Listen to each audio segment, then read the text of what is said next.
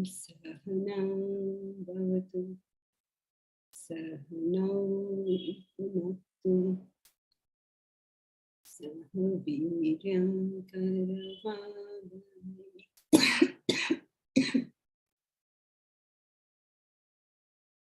tejasvinavadhitamastu ma vidvishavahai. Om Shanti Shanti Shanti.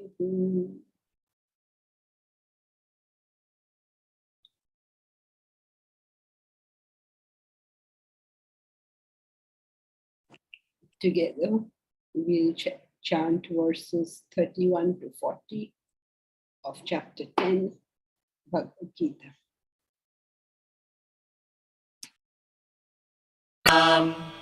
Pavanah pavatamasmi Ramah shastrabhritamaham Jhashanam makaraschasmi Srotasamasmi janavi Sarganamadhirantascha Madhyam chaivahamarjuna Adhyatma vidya vidyanam Vadah pravadatamaham Aksharanam akarosmi Dvandvas samasikasya cha Ahamevakshayah kalaha Dhataham vishvato mukhaha Mrityus sarvaharashchaham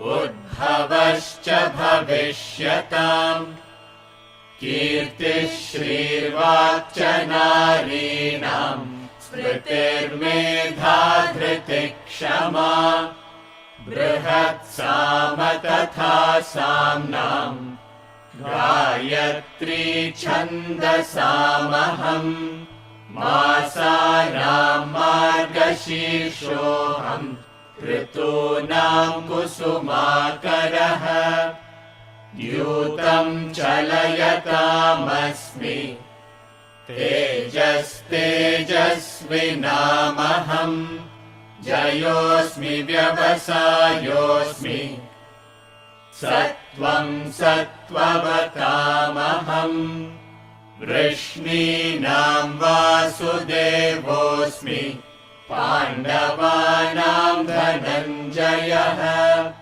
Muninamapyaham vyasaha Kavinamushana kavihi Dando damayatam-asmi Nitirasmi jigishatam Maunam chaivasmi guhyanam Jnanam jnanavatamaham Yacchapi sarvabhutanam Bijam tadaham arjuna Na tadasti vinayasyat Maya bhutam characharam नान्तोऽस्मि मम दिव्यानां विभूतीनां परन्तप एष तुद्देशतः प्रोक्तः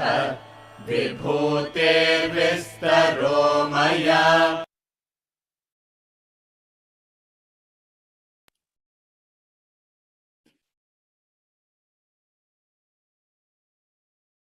Salil, can I ask a question related to yes, sure, Salil, go ahead. If it's okay, I'll put it in the chat. Yeah.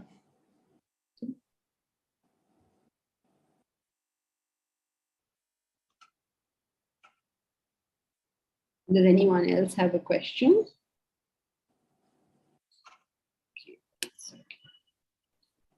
Bhakti Yoga being the highest.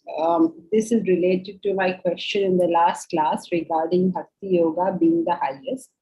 Kindly shed light on this. Verse 647 says, Yoginam api sarvesham mat gatentara atmana Shraddhavan bhajate yomam same yukta tamo mataha. This is it.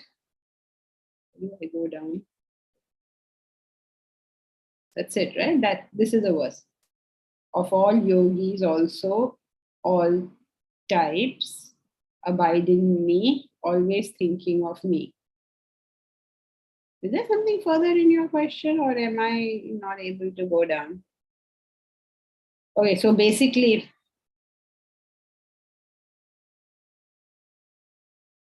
what this verse says is, Yogi Nam api sarvesham, among all the yogis, mad gatentara atmana, mat in me. Atman is gone in him, meaning always living with him. Shraddhavan bhajate yoman.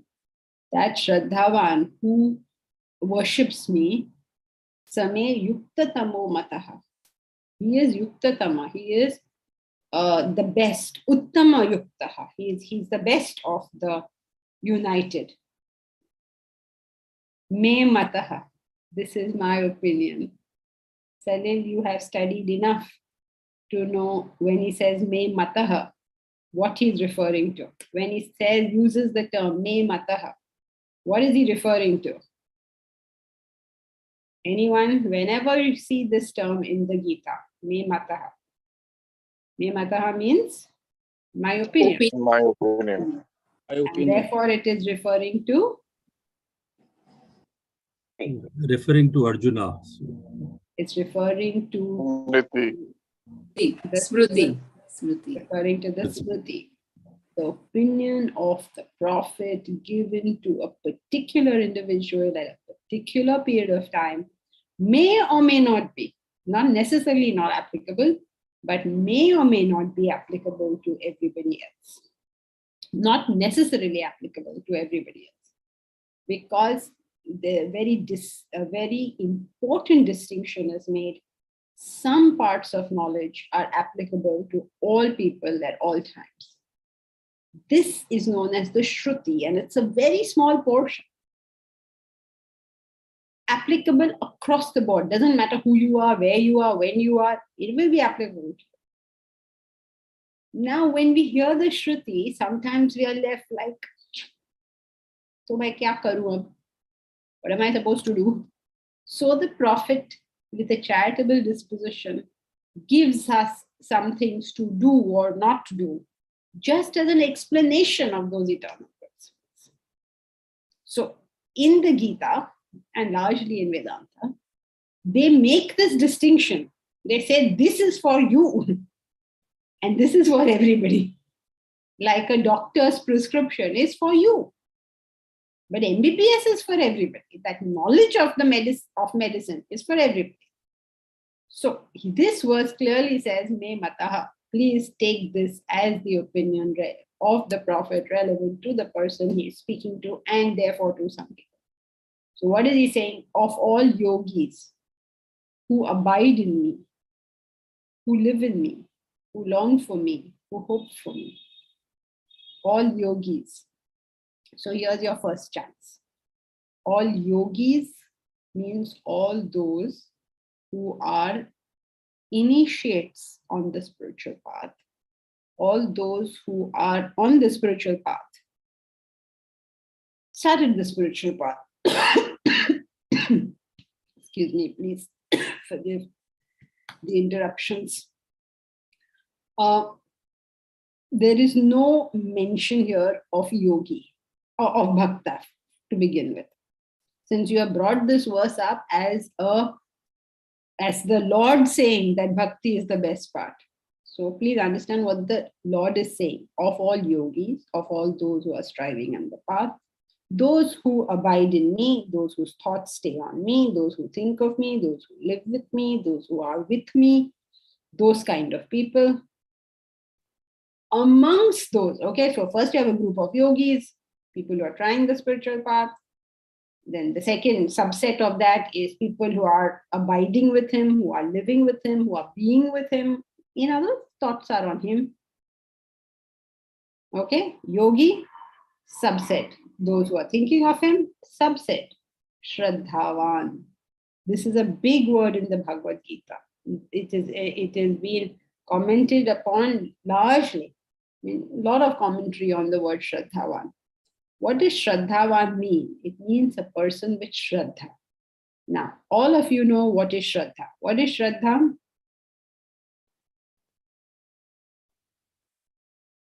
Consistent about the thought. You're consistent in doing that, whatever you're doing. That's, you got 33%. You got 66% still to go. 33. Faith in the unknown. Faith plus conviction. Number one, Shraddha must have faith. Until you reach the goal. Very good. So all of you, all these answers put together. So what is all this? Number one, Shraddha involves some kind of faith. A faith that you are going to reach there. A faith that exists. A faith that you're going to reach there. That faith is there. The second element of Shraddha is consistency. That you're on the job. Okay, otherwise all of us have a lot of faith in God. Who is doing anything about it? We do all sorts of things. We go to the temple, the church, the mosque. Say, oh God, you're the greatest, you're the best. All this world is your creation. And come out and immediately start doing damage to this creation. What nonsense. So lots of people have belief in God. Very few people are consistent, think about it in their lives. And the smallest category of people are those who have determined to reach there and therefore will be consistent until they reach. So 3 aspects of Shraddha: that you have faith, that you're working consistently, and you're not going to give up until you reach. This is Shraddha.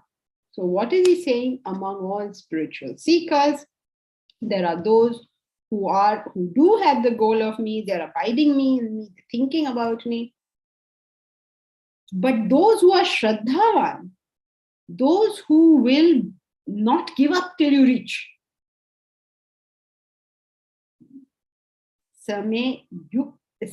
Yuktatama, they are fully united. They are the most united. They're completely united. Meaning for them, it's just a question of time. They are bound to reach. It's just a question of time. Iti me mataha. This is my opinion. So there is nothing about bhakti in this verse whatsoever. Because the yogi could be doing karma yoga or bhakti yoga or jnana yoga. So there's no reference to bhakti yoga here.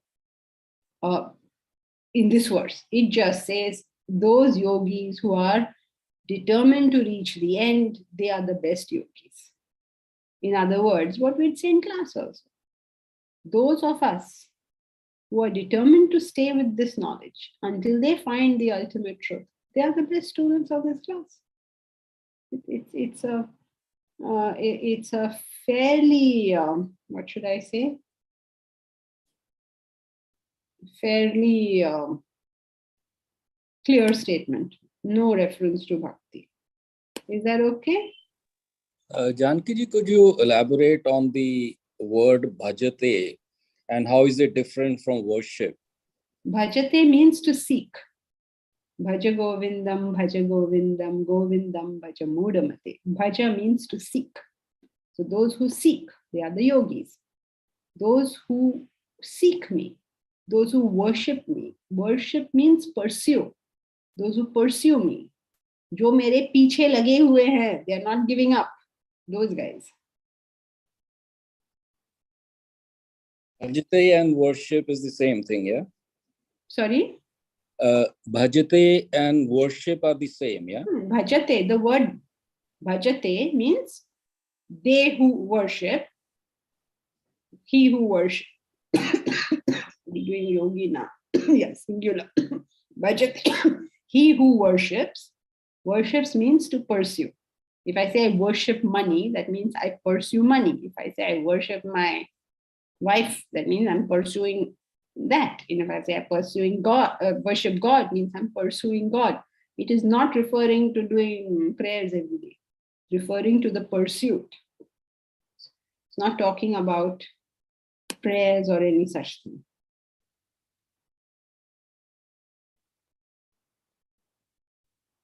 Okay, finally I managed to move this thing up. How do I move this in?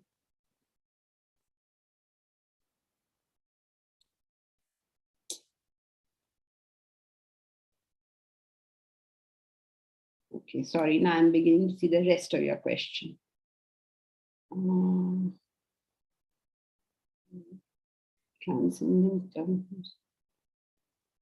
Transcendental loving service.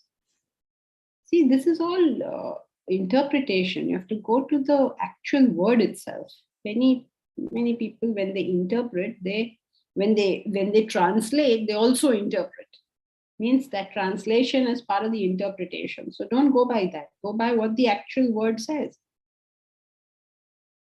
So does this verse not mean that of all yogis, one with great faith who always abides in me, thinks of me within himself and renders transcendental loving service to me? He is most intimate. Yeah, so the problem is you have translated, which words are you translating from? Transcendental loving service. Which word in the text is referring to transcendental loving service? The rest is okay. But where is transcendental loving service in this verse?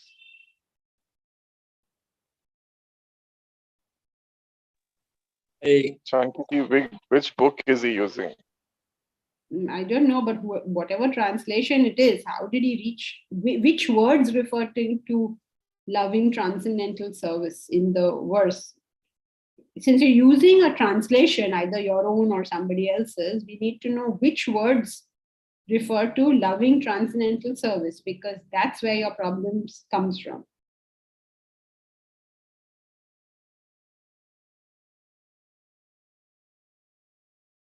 Okay, are you okay, Celine? As far as I can see, there is no words in the text, in the actual text, which talks about loving transcendental service. Yeah, so I mean, even I am not sure. So it was just a question I wanted clarity on. So, all right. So see what he's saying. Yoginam. Yoginam means amongst yogis. Api, all. Sarvesham, amongst all yogis. Mat, to me, it is the ablative form. Gate antara atmana. Gate, gone. Antara, inside. Atmana. So you can translate. You can translate living in me, abiding me is gone within, whatever. Seeking the self. Shraddhavan bhajate. Shraddhavan, the person who has the qualities, the three aspects of Shraddha, bhajate, worships, pursues, Yo mam, he, me, Same, Sa Yukta Tamaha, he is the most united. Me Mataha, my opinion. That's what the verse says. Okay, are you good with that? So Bharat is saying that we should all use Swamiji's version of the Gita, otherwise it gets confusing. Yes, it's better if we keep to one version, or if you're using some other version, then you take the trouble of finding out everything. Otherwise, stick to this, it will be easier to get the flow of thought. Especially don't use, it's just so unfair for me to say this, because it's not that we're trying to restrict you in your reading, but try not to use a translation that comes from another philosophy, because that's where the whole confusion will last. At the moment, you all are, whether you like it or not, studying Advaita Vedanta, right? So the entire interpretation will be on the basis of Advaita Vedanta. Now, if you suddenly in the middle of this take up a Dvaita book and start reading it, there'll be total confusion. So if you want to study Dvaita, you study it as an independent philosophy. Don't mix it up into this. Otherwise, we sort of get nowhere. Study Dvaita separately, study Vishishta Advaita separately, and study Advaita Vedanta separately. Now, I don't like saying all these things because as a student, as a seeker, you obviously want to know the truth. So anybody who tells you they don't read something else is obviously like a red flag. Why would, it's not a cult over here that we are forming. Why would anyone tell you can't read anything else? It's not that we are saying don't read anything else. It is like being in a college and studying in a college. And let's say you're doing mathematics. So you're studying in a college, they're giving you a certain method to reach the answer.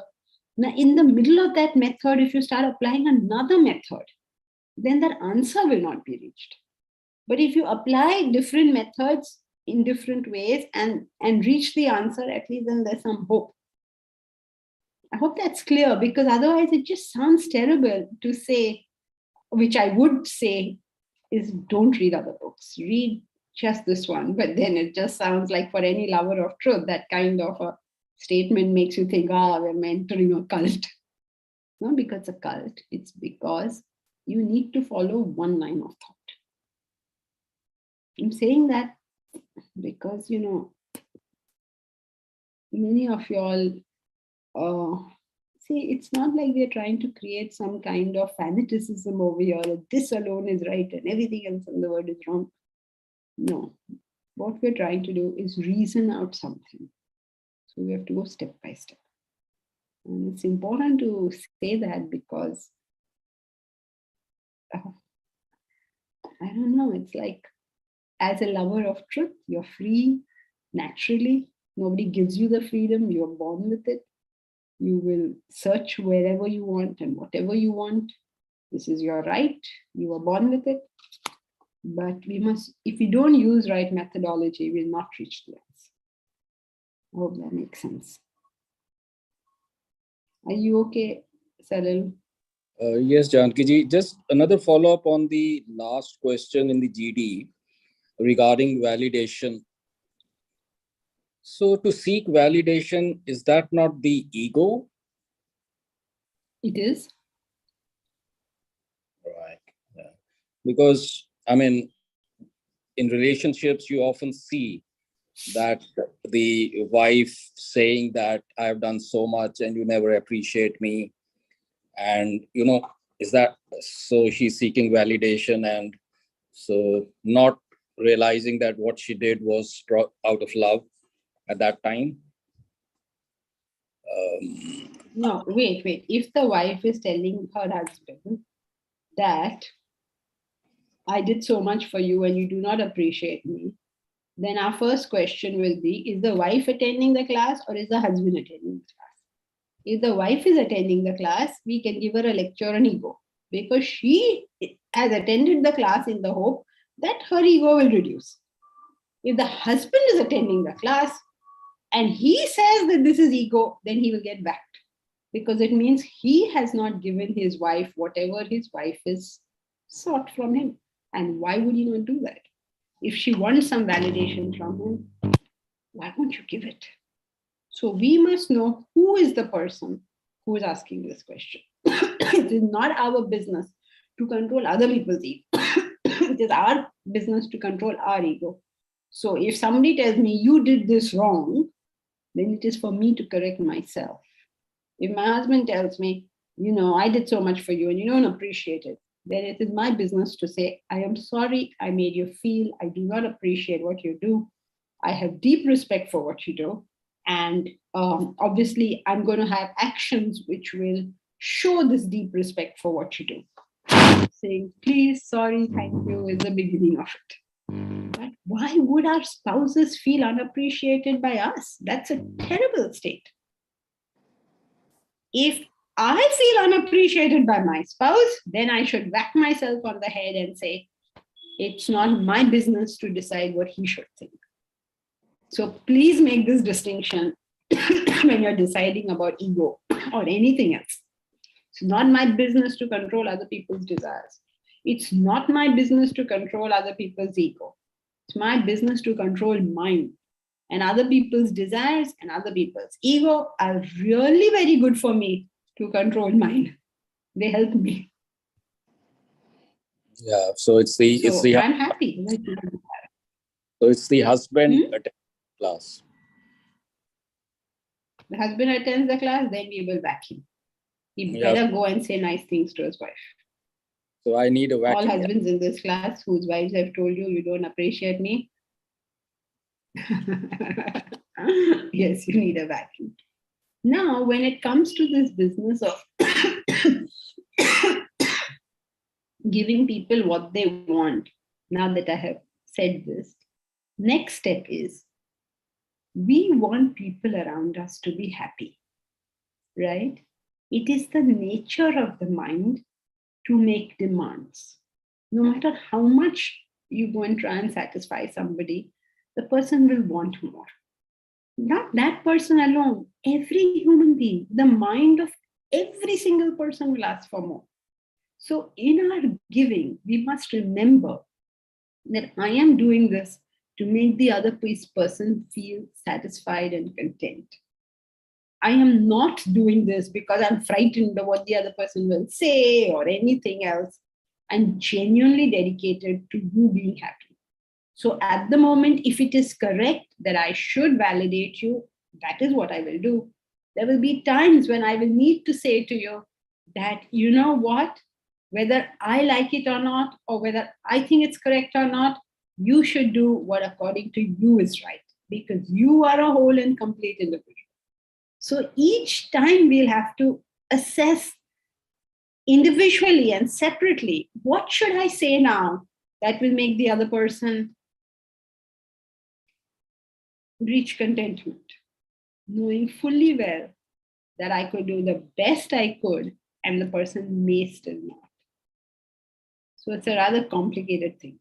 Step number one, if someone's making a demand from me, then I must check, have I left something incomplete? Step number two, I must check that I'm not given in out of my own need for validation. I've done it for the welfare of the other person. It's not about me. It's like, I'm going to do for you whatever is in your best interest. Sometimes that may mean saying, no, I won't do it. And thirdly, to give people their own rights in life. You have the right to do what I think is wrong. Which, if I don't know, any of you all bother to read, I don't know why I do it. I don't know why I do anything. But once in a while, I put out a little tweet based on some thought that has come, which I hope somebody reads and thinks about. So I don't know if you read this morning's tweet, but it was exactly this point, which is, I am the measure of all that is good and pure and noble. This is my delusion. We are so clear about how other people should behave. because I use my own understanding as the yardstick. I know whether you're right or wrong. It's a very, very egoistical way of living life. That's our delusion. So other people must have the right to choose what they wish, regardless of my views on the matter. Not to remove ourselves from an equation is very difficult because the ego comes very, very disguised to us. And then people say, is it not right? Am I not right? You have no business to be right about somebody else's life.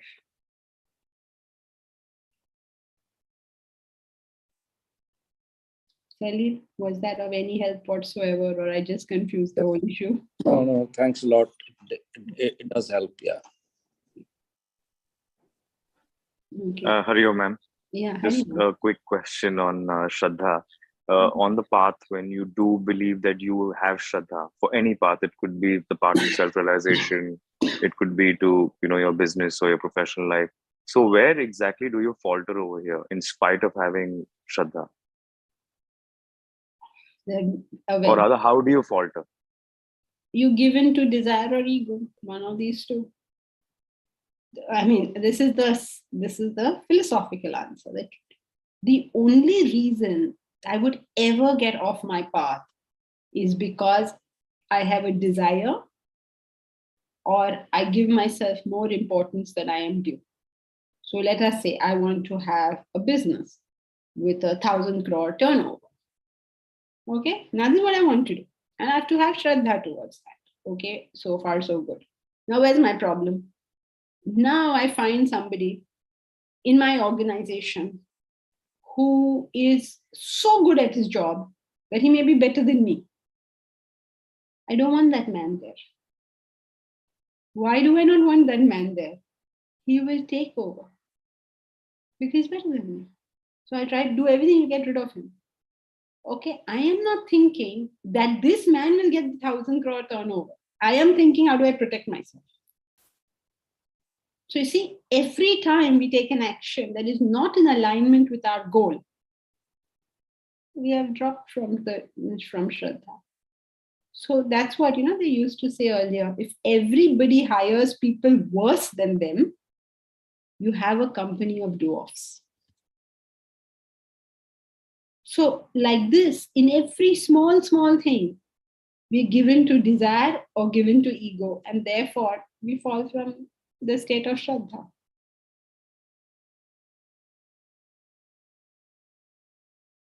Okay? Yes, ma'am. Great example. Thank you.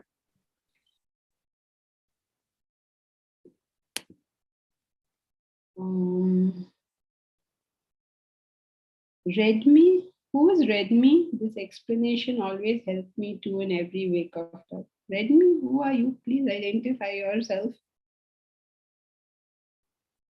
I don't know if you know your Redmi 8. Uttara. Oh, Uttara. Why have you become Redmi 8? Okay. All right, Uttara. Yeah, Vedanta is so powerful. If only we understood any bit of it. The whole problem with Vedanta is it is so difficult to understand, and there's nothing simpler. So we are all lost. I mean, like, what can be simpler than this? And literally, what can be more difficult?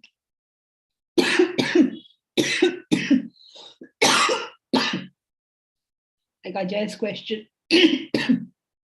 why can't we be Shraddhavan? Because of desire and ego. No, just these two words discovered the whole world, discovered every nonsense we are capable of doing. It's so simple. And yet when that time comes, so difficult to see.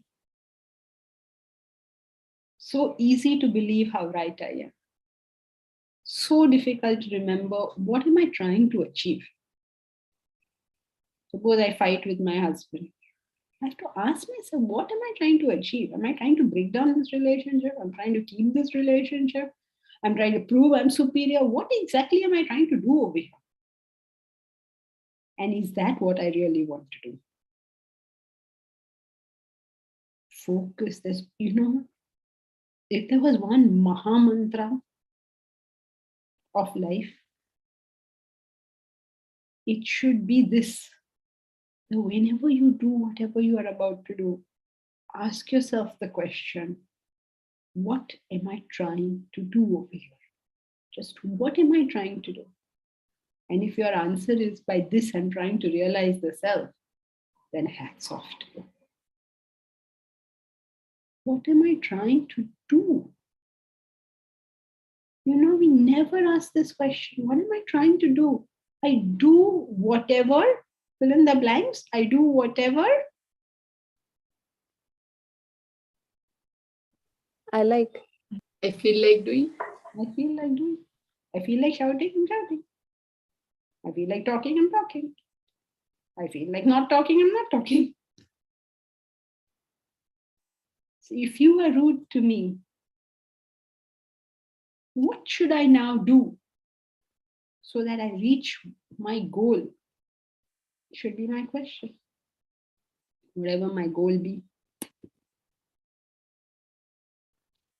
Simple or difficult depends on where we stand in the journey. No, Bharat, it is equally difficult and equally simple all throughout. If you are under the impression that for somebody else it is simpler, it is not.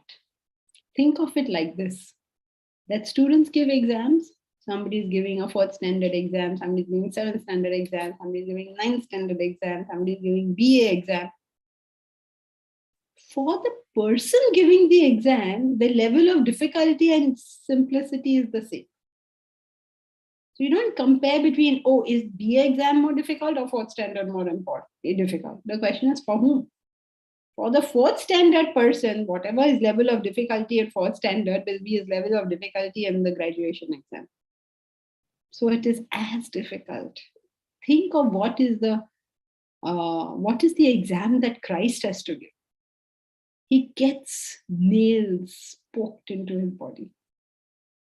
He has to maintain his love under these conditions. That's his exam. Is that easy or difficult? At that stage, he could say, no, Father, strike these people. He could say that. He didn't say that. He passed his exam.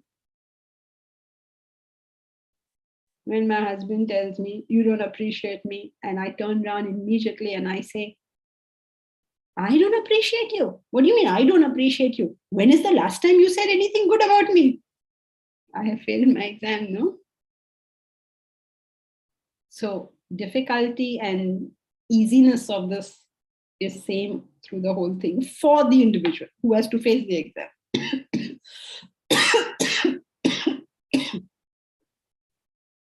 Yes, thank you.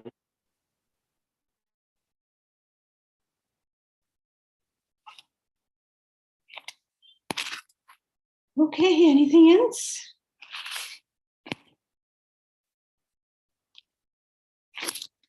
Anybody new today? I didn't check. Everybody is on board, right? Anybody new is having a difficulty, please say so. I think everybody is new. Samaresh, I know you came yesterday. Chitra, yeah, you've been around. I think everybody else has been around. Okay, so if you have a problem, please ask. Don't assume everybody knows this and I don't. In Zen, there is the concept of beginner's mind, which is a very, very interesting concept, which is when you are new to something, you approach it with fresh eyes. When you become old in that thing, it's a blasé attitude, been there, done that. So many people listen and they say, oh, we know this already. Very blasé attitude. But when wisdom dawns, then you can get again the beginner's mind, where everything you can look at afresh, anew. It is not just, mujhe ye sab pata hai. You begin to see, that same line, take the same line. What keeps you from Shraddha? Desires and ego.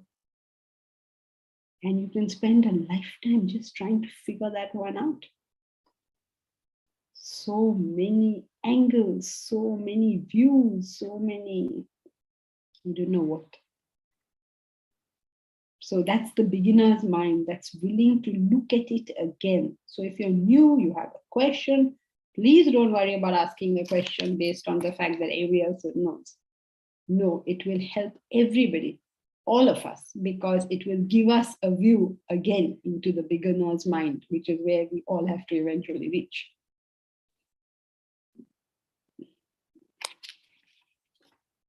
Okay, so where were we? Nobody has anything else, right? Okay, so where were we? We were last time on the 37th verse, drawing to our attention this wonderful concept of ego. Wonderful concept or terrible concept? I don't know. The concept of ego. What is ego? Ego is the belief in this individual personality. It is the complete opposite, the diametric opposite of belief in God. These two are inversely proportional. More the belief in myself, less the belief in God. More the belief in God, less the belief in myself. What does belief in God mean? From the perspective of Advaita, it means understanding that you are the self. From the perspective of Dvaita, it means realizing there is more than you around here. There are things beyond your control. There is more than you. Our version of life is, it's all about me. By me, I mean the body, mind, intellect. I must prove that this body, mind, intellect is the best that there is. I must get everything for this body, mind, intellect. I must acquire physical things, emotional things, intellectual things, all to cater to the needs of this body, mind, intellect. Why? Because this body, mind, intellect is me. That's why. This formulation is ego. Dissolution of ego is the capacity to see something beyond this body, mind, intellect. So how do you dissolve it? Very, very slowly you dissolve it. You see the existence of your family. You see the existence of your community. You see the existence of your nation. It becomes me. Like for Gandhi, nation is him. It becomes him. Humanity is me. All living creatures. This is a dissolution of the ego. You're simply removing this whole importance you give to yourself. It could be to your company. If your company is you, that company is more important than me. That is what is a dedicated worker, right? If you were a king, this is why Rama was the greatest king, because the country was more important than him. That's why, when Rama got the throne, there was no celebration by Rama. The country celebrated. Rama didn't celebrate. Do you know that when he was declared Yuvraj, Dashratha declared him Yuvraj, do you know what he did? Anyone is familiar with the story?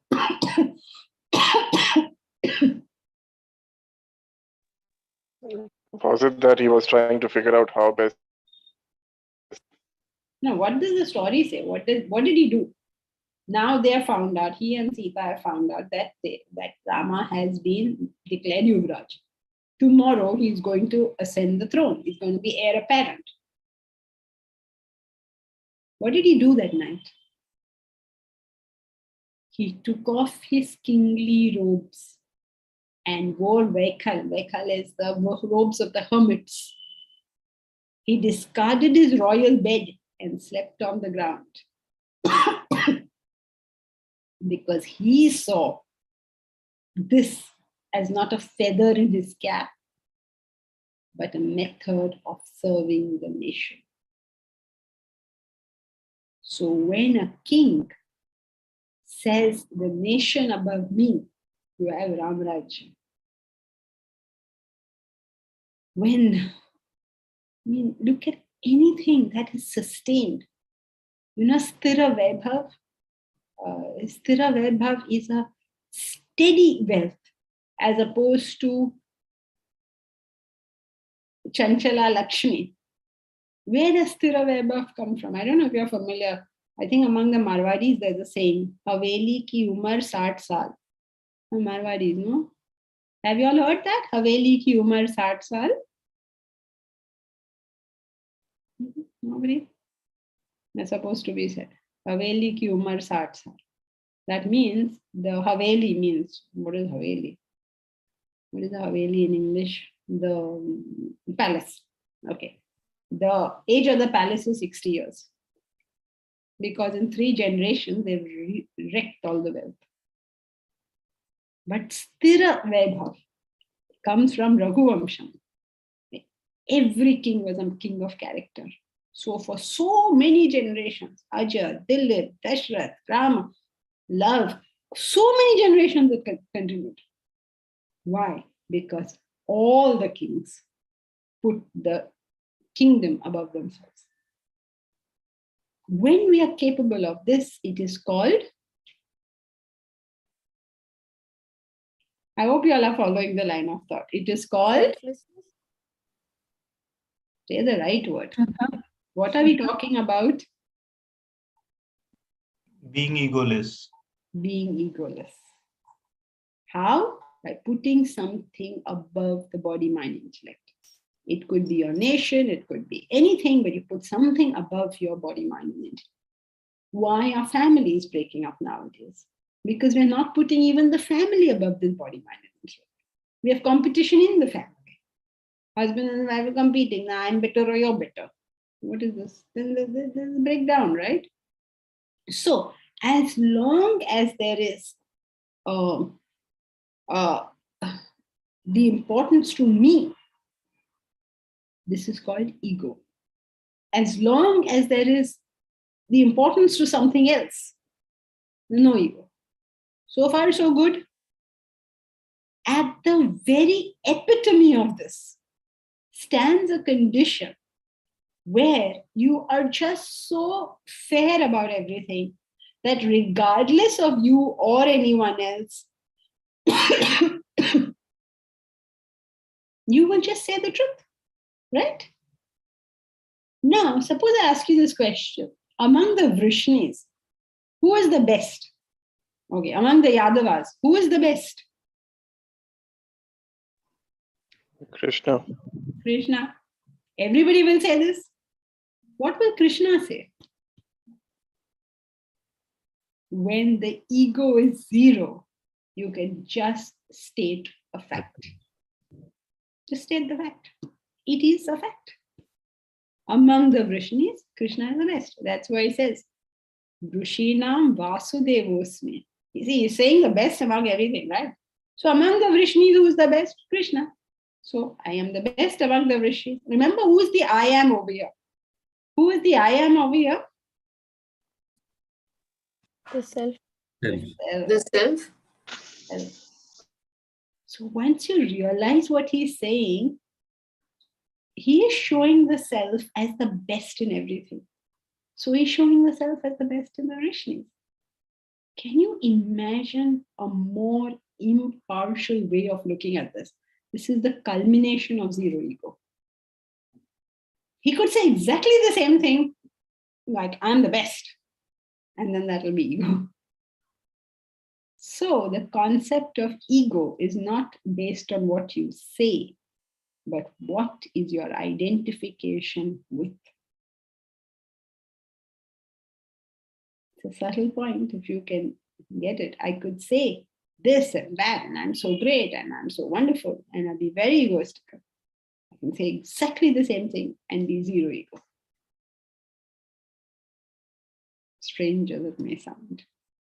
So, Vrishinam Vasudevosmi. Sorry, Arun, you were saying? Yeah, Janki, one quick question. Throughout the Gita, Krishna refers to himself as I. Why doesn't he refer himself? Why does not he say the self instead of saying I?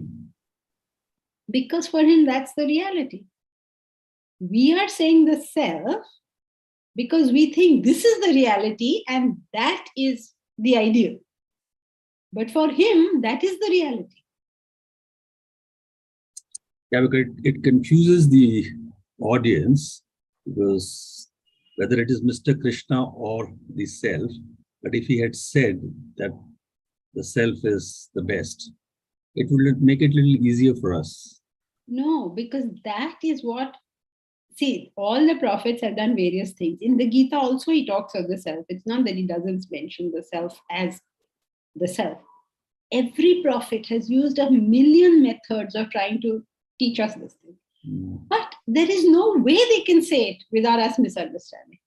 When we talk about God, like Christian theology takes God, and that immediate concept for across the Christian world is Dvaita.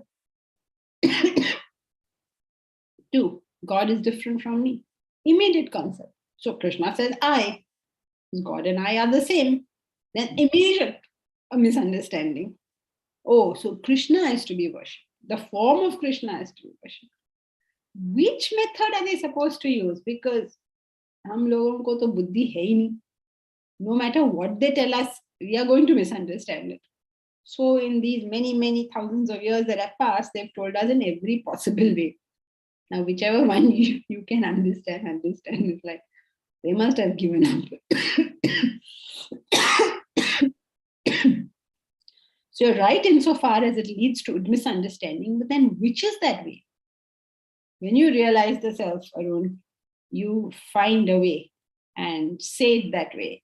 And let us hope others don't misunderstand whatever you say. So far, every prophet has been misunderstood.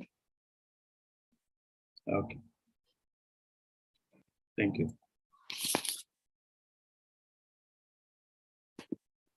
Mukesh, Hari Om. One has to perform actions, thoughts, and words towards the higher goal, and one defaults or struggles and feels guilt. How does one progress or overcome this?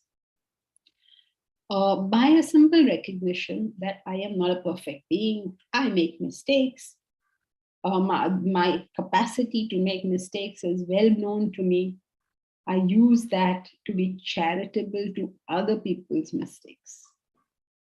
When I use it to be charitable to other people's mistakes, I no longer use it as a method of whacking myself.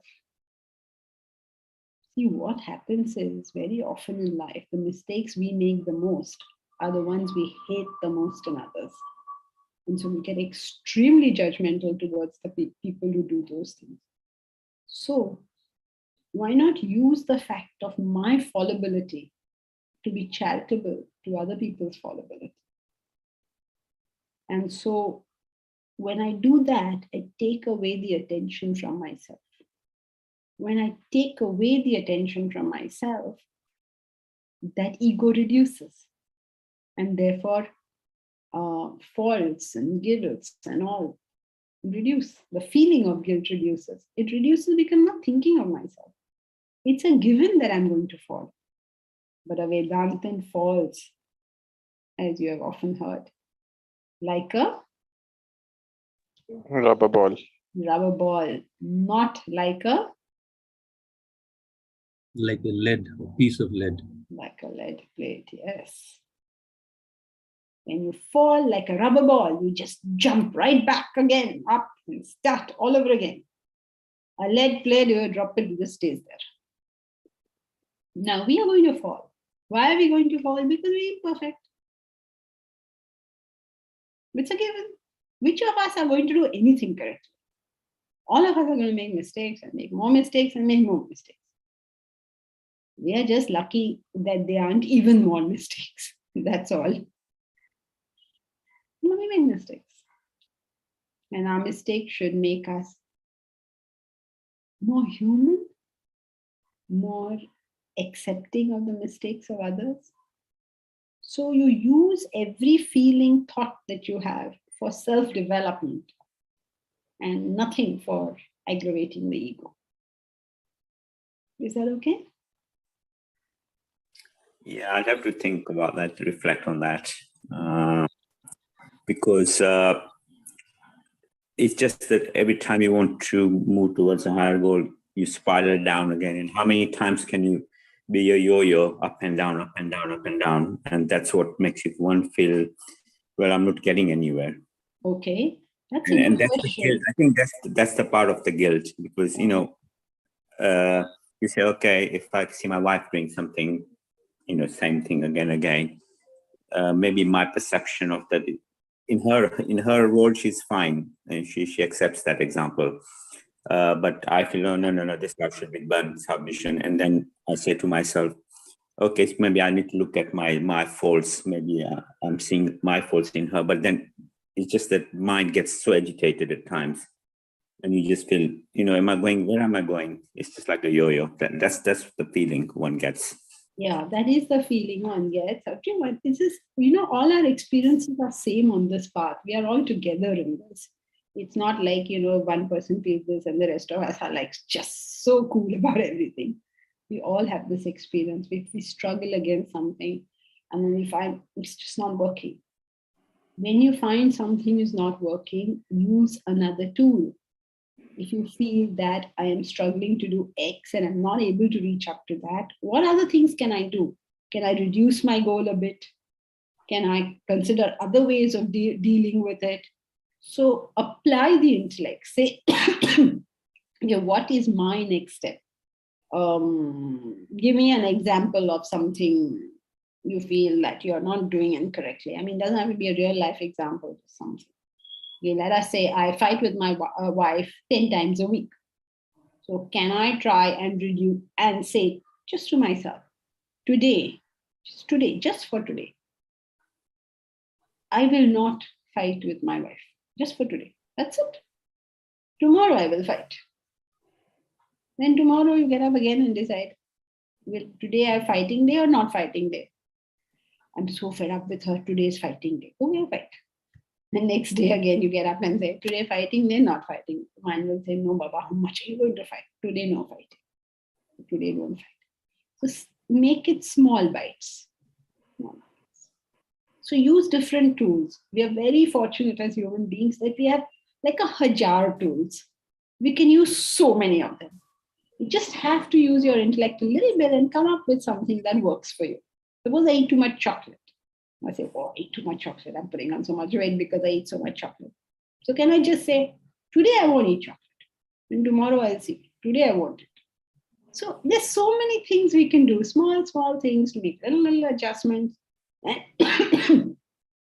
And something works. And different things work for different persons.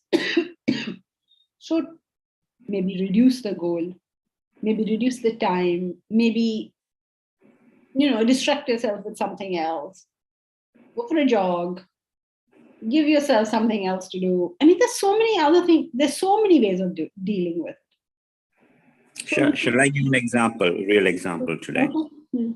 So sorry, I don't want to take people's time away. So basically, I attend class. Obviously, it's a 4.5 hours difference between India and UK. So I wake up early to attend your class. And this morning I was saying, I do put my alarm clock early to get up early, and said, I think I'll miss my class today. I'm feeling a bit sleepy. And, that guilt feeling, there's something I cannot catch up later, although I can watch your videos on YouTube. But I felt like that, shall I just lay in? And then I said, no, get off, Mukesh. You've got to get to attend the class. So these sort of feelings, these guilt feelings, if I'm trying to, obviously not just me, everyone is to reach a higher goal. So it's, it's helping me to do something different. So these sort of things, someone feels, where is this coming from? It is coming from, this particular thing is coming from a failure to acknowledge what you have done, maybe. Now that you have attended, how are you acknowledging it? How are you saying, this is great, this is, I did it today. I mean, why am I not patting myself on the back? And I have been consistent in my class for so much time or whatever. Acknowledge to yourself, validate to yourself. Maybe that will help. Why should you feel guilty? Either you are genuinely not capable of getting up, or you're feeling a bit lazy. If you're feeling a bit lazy, then great, you've conquered the laziness. If you're genuinely you're not well, you slept too late at night, whatever, genuinely not capable of getting up, then you're not capable of getting up. So there's no reason for guilt one way or the other. So maybe Thank it'll you. help to just acknowledge. Thank you, Dr. Janki. Thank you.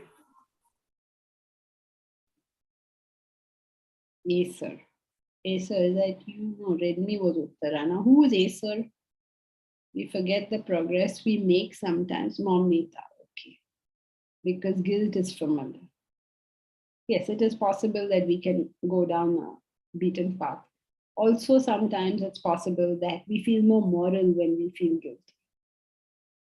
So so we can just sort of feel, we can relieve ourselves of doing the right actions by feeling guilty. So there's so many ways the mind can play Momita. Right? It's familiar. We can avoid action. There are many ways in which the mind can play up. Okay, so again, we did not do this verse. So the point of this verse is the absolute height of egolessness, where you can see the fact about yourself. We tend to exaggerate the fact or underplay the fact, but if you just see the fact about yourself, this is, like he said, it is the height of being egoless. Okay, so we'll continue next time. Hari Om. Hari Om Janki. Thank you. Hari Om Janki ji. Thank you. Hari Om Janki ji. Hari ji, thank you. Thank you, Janki ji. Hari Om. Hari Om Janaki Thank ji. you, Madam ji. Thank Thank you, you. Madam. Thank you.